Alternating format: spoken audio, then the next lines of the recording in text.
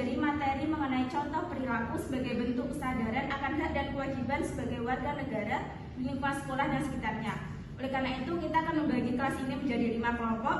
Silakan berhitung mulai angka 1 dari 5, lalu silakan berkumpul sesuai dengan angka yang kalian sebutkan. Baik Bu, kami akan berhitung untuk membentuk kelompok. Mulai dari saya Bu, 1, 2, 4, 5, 1, 2, 3, 5. silakan berkumpul sesuai dengan angka yang kalian dapatkan. Baik Bu.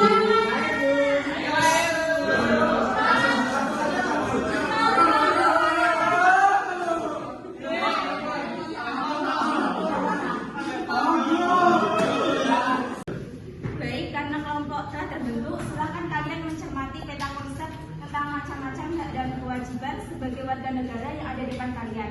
Ini merupakan urutan pembelajaran yang akan kita pelajari. Baik Bu. Baik, Bu. Bu. Jika sudah selesai mencermati, sebelum melanjutkan materi, kita akan memberikan sebuah pertanyaan yang berkaitan dengan materi hari ini. Kalian siap, anak-anak? Siap Bu.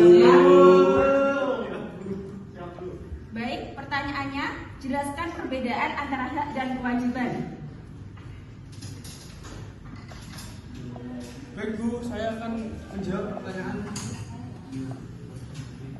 Jawabannya, hak artinya kepemilikan, kepunyaan, martabat atau segala sesuatu yang menjadi wewenang.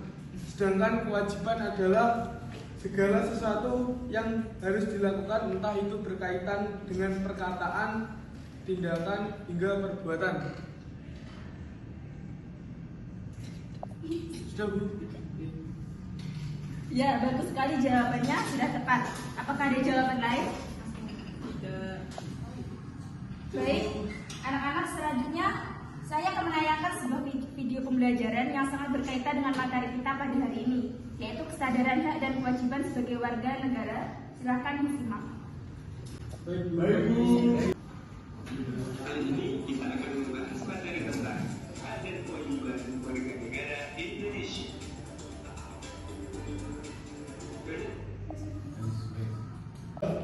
Baik, setelah kalian melihat video tersebut, saya ingin kalian berdiskusi dengan kelompok masing-masing mengenai video yang telah ditayangkan, kemudian kaitkan dengan peristiwa yang ada di lingkungan sekolah maupun di lingkungan masyarakat.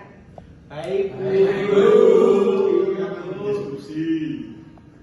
Bagaimana pandangan Anda terkait foto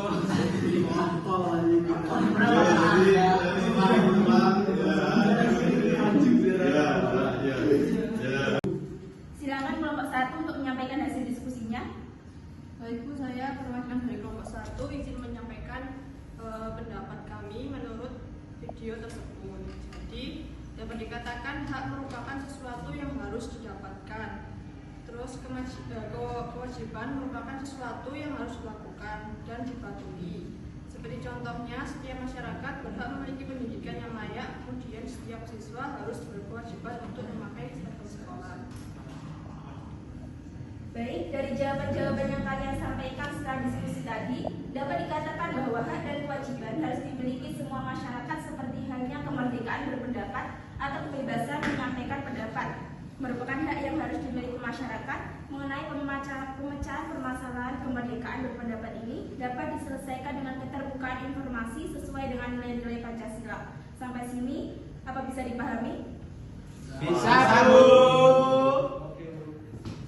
Diskusi dengan kelompok tadi, terdapat beberapa rincian khusus yang belum ada pada diskusi kelompok sesuai dengan video yang dibahas. Mengenai kaitan hak dan kewajiban yang sangat erat dan tidak dapat dipisahkan, karena segala akibat yang ditimbulkan dari adanya suatu hak tentunya akan timbul suatu kewajiban yang harus dipenuhi. Untuk itu, dalam menjalani kehidupan sehari-hari, antara hak dan kewajiban harus dijalankan dengan imbang, karena jika tidak dijalankan dengan imbang atau selaras, maka akan menimbulkan hal yang buruk atau tidak baik terhadap diri sendiri ataupun sekitar. Sudah dapat dipahami semuanya? Sudah Bu. Dari penjelasan di atas, sekarang saya mau tanya sama seluruh kelompok. Menurut kelompok, apa sih pentingnya membangun kesadaran hak dan kewajiban warga negara itu? Kelompok 1 izin menjawab Bu. Jadi pentingnya membangun kesadaran hak dan kewajiban warga negara itu bertujuan demi menumbuhkan rasa cinta pada tanah air yang berdasarkan persatuan dan kesatuan Indonesia. Selain itu, untuk menciptakan kerukunan dalam bermasyarakat, hidup lebih tertata dan teratur. Sudah, Bu? Ya, bagus sekali jawaban dari kelompok 1. Bagaimana dengan kelompok lain? Mungkin saya, Bu. Dari kelompok saya, upaya yang dapat dilakukan yaitu meningkatkan solidaritas dan rasa kesetiakawanan sosial dalam masyarakat. Nah, menciptakan rasa nyaman di berbagai lingkungan kehidupan, meningkatkan kesadaran hukum, dan menanamkan Benar apa yang dikatakan teman kalian.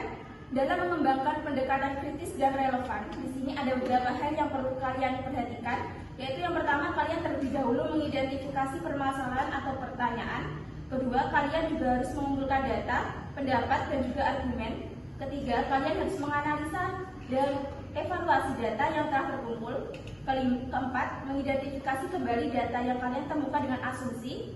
Kelima, kalian juga harus menentukan hal-hal yang signifikan. Dan yang keenam, membuat keputusan untuk mencapai kesimpulan. Setelah kalian perhatikan beberapa hal di atas, maka otomatis kalian akan lebih relevan serta lebih mudah untuk memecahkan suatu masalah di dalam tugas, ujian maupun diskusi. Juga akan terbiasa sehingga bisa dengan cepat dalam menemukan permasalahan inti yang muncul.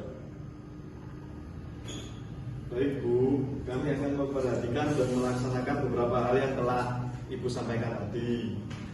Baik, karena waktu pembelajaran sudah habis dan materi sudah cukup, untuk hari ini kita tutup. Wassalamualaikum warahmatullahi wabarakatuh. Waalaikumsalam warahmatullahi wabarakatuh.